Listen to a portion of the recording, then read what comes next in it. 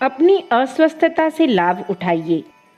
कल ही आप तंदुरुस्त और हृष्ट पुष्ट थे, खूब उछल कूद रहे थे। अस्वस्थता का आपको विचार तक न था। रोग ने आकर एकाएक आपके घुटनों की चूलें ढीली कर दी और आपको खाट पर लिटा दिया। अब आप अस्पताल के कमरे में दंडवत लेटे हुए हैं। इच्छा न करते हुए भी आपको पीड़ा का साथी बनना पड़ा है। आप झुंझलाते हुए भाग्य को गाली देते हैं। जीवन के दैनंदिन कार्यक्रम में इस असामयिक विघ्न के लिए रोष प्रकट करते हैं, पर आपको ज्ञात नहीं कि आप अपनी अस्वस्थता से बहुत लाभ उठा सकते हैं। खाट पर लेटकर मजबूरन छुट्टी करने में निर्दोष रूप से हमें अतीव कर्म को लाहलमय संसार में छुटकारा मिलता है। हमारी मानसिक एवं आध्यात्मिक अनुभूतियां तीक्ष्ण होती हैं और हम अपने जीवनों का अधिक स्पष्ट चित्र देख सकते हैं। किसी गंभीर अस्वस्थता को ईश्वर का अभिशाप न मानकर लाभ उठाने और शक्ति उत्पन्न करने का ऐसा सुअवसर समझना चाहिए जिसका मिलना स्वस्थता में संभव नहीं। मैं उन पुराने रोगियों की बात नहीं कर रहा हूँ जिनका रोग उनको सदा के लिए अशक्त बना देता है और जो फिर भी जीवन संग्राम में पराजय स्वीकार न करके वीरतापूर्वक अपने कार्य में निरत रहते हैं। ऐसे मनुष्य वस्तुतः साधारण कोटि के नहीं होते। पीड़ा पर विजन पाने वाले इन लोगों का सच्चा नमूना अमेरिकन इतिहासकार फ्रांसिस पार्कमैन है। अपने जीवन के अधिकांश काल में पार्कमैन को इतनी तीक्ष्ण पीड़ा रहती थी कि वह एक बार बैठकर 5 मिनट से अधिक समय तक काम नहीं कर सकता था। उसकी आंखें इतनी खराब थीं कि वह कागज पर केवल थोड़े से बड़े से अक्षर घसीट सकता था। पेट की भारी तकलीफ, भयंकर गठिया रोग, मरणासन्न कर देने वाली सिर पीड़ा के वह शिकंजे में कसा रहता था। शारीरिक दृष्टि से उसका प्रत्येक अंग खराब था, तो भी उसने इतिहास के 20 उत्कृष्ट ग्रंथ लिखने का उपाय कर लिया। परंतु हमारा संबंध इस समय साधारण मत्य मानस से है, जिसे पहली बार रोग ने लताड़ा है। ये कभी कभी रुग्ण होने वाले लोग रोग से लाभ उठाना क्वचित ही सीखते हैं। वे तो उसे दुर्भाग्य का आक्रमण समझते हैं। इस पर सहस्त्रों मनुष्य ऐसे भी हैं जिन्होंने अस्वस्थता के दिनों में पहली बार अपने आप को वस्तुतः पाया है। डॉक्टर एडवर्ड लिविंग स्टोच टूडो को युवावस्था में ही पहाड़ पर भेज दिया गया था। वहां उसे आशा थी कि यक्ष्मा से उसकी मृत्यु हो जाएगी, परंतु वह मरा नहीं। खाट पर लेटा लेटा वह एक बहुत बड़ा अस्पताल बनाने का स्वप्न देखा करता था, जहां वह दूसरे रोगियों को स्वस्थ कर सकेगा। अपनी पीठ के बल लेटा हुआ वह अपने से कम बीमार लोगों की परीक्षा किया करता था। उसने इस अस्पताल के लिए धन इकट्ठा किया और परिश्रम किया। फलतः उसका स्वप्न एक बड़ी आरोग्यशाला सैनिटोरियम के रूप में परिणित हो गया। वहां सहस्त्रों रोगी सहायता पा चुके हैं। टूडो के दुख ने एक अज्ञात डॉक्टर को जगत विख्यात चिकित्सक बना दिया है। यूजिन ओनिल एक बेमतलब घूमने वाला मनुष्य था। 25 वर्ष की आयु तक उसके सामने जीवन की कोई पद्धति न थी। तब उस पर एक प्रचंड रोग का आक्रमण हुआ। इससे आवश्यक अवकाश मिल गया। इसमें उसने उन अनेक वर्षों के संस्कारों का मूल्य निर्धारण किया जिनमें अनुभवों का एक दूसरे के ऊपर ढेर लग गया था और उसे एक एक क्षण भी उन पर विचार करने को नहीं मिला था।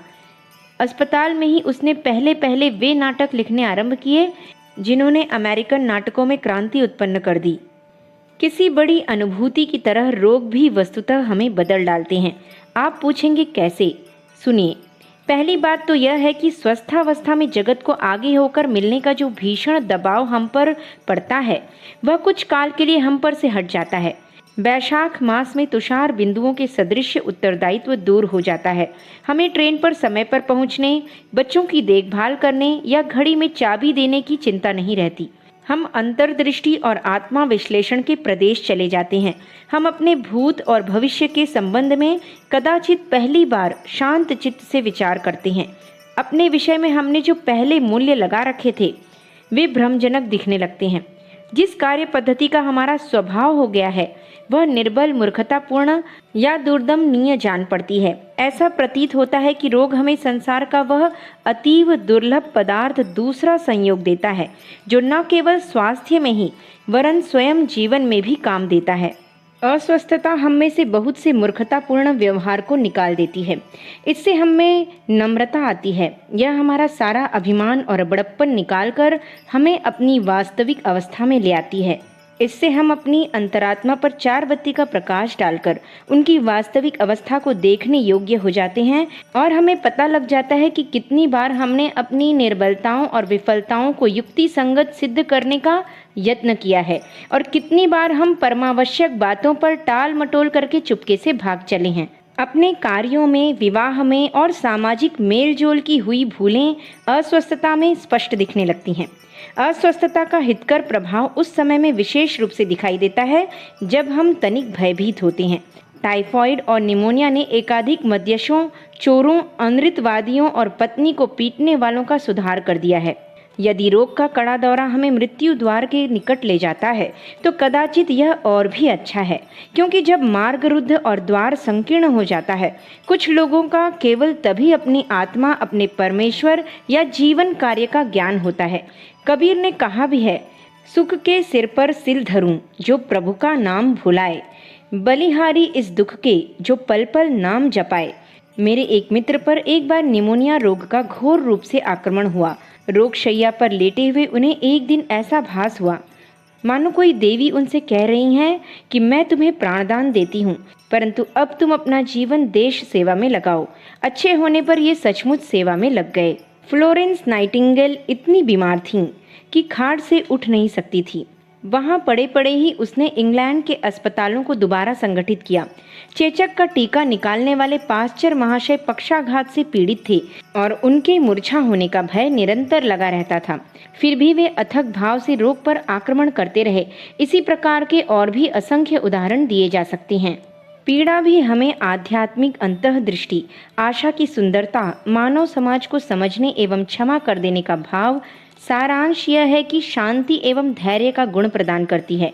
ये बातें घोड़े की तरह दौड़ने वाले मनुष्य को क्वचित ही प्राप्त होती हैं। कष्ट वह साफ करने वाली अग्नि है जो हमारी बहुत सी नीचता, तुच्छता और कथित स्वास्थ्य की अधीरता को जला देती है। महाकवि मिल्टन का कथन है, जो सबसे उत्तम रीति से कष्ट सहन कर सकता है वही धीर है। इसका प्रमाण उसका प्रसिद्ध ग्रंथ पैराडाइज लास्ट है। यह उसने अंधा होने के बाद लिखा था। रुग्णावस्था में आपको पता लगता है कि आपकी कल्पना जितना काम अब कर सकती है, उतना पहले स्वस्थता की दशा में कभी नहीं कर सकती थी। अस्तित्व की अनेक छोटी छोटी बातों के संबंध में छूट जाने का कारण आप दिन में स्वप्न देखते, हवा में महल बनाते और मंसूबे बांधने लगते हैं। आपकी शारीरिक शक्ति के पुनः लौट जाने पर भी आपकी भावनाएं मंद नहीं पड़ती, वरन वे और भी क्रियात्मक हो जाती हैं और आप निश्चय रूप से निर्णय कर लेते हैं कि तंदुरुस्त हो जाने पर अमोघ अमोघ बातों को कार्य रूप में परिणित करेंगे। आपकी मन को एकाग्र करने की शक्ति बहुत अधिक बढ़ जाती है। आपको देखकर आश्चर्य होता है कि आप कठिन से कठिन समस्या का समाधान भी कितनी सुगमता पूर्वक सोच सकते हैं। इसका कारण क्या है?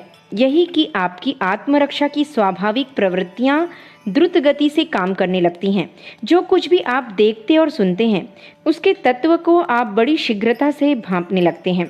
रोग आपका स्वभाव ग्रहणशील बना देता है, इसीलिए आप चिड़चिड़े हो जाते हैं। हो सकता है कि आप थोड़ी सी उत्तेजना पर भी रोने लगें, परंतु इस प्रभाव ग्रहणशीलता का सदुपयोग करना चाहिए।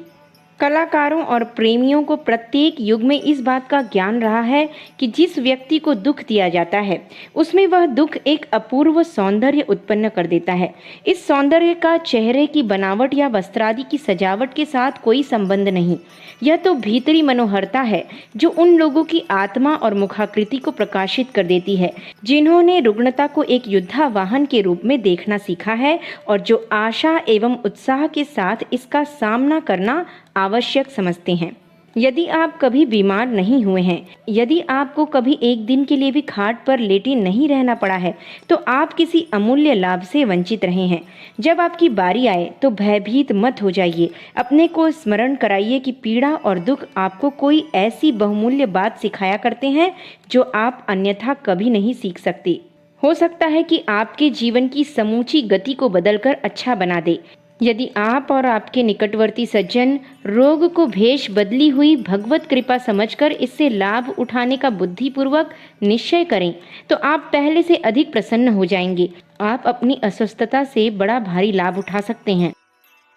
अखंड ज्योति, अप्रैल सन 1952, पृष्ठ संख्या 20, 21, 22।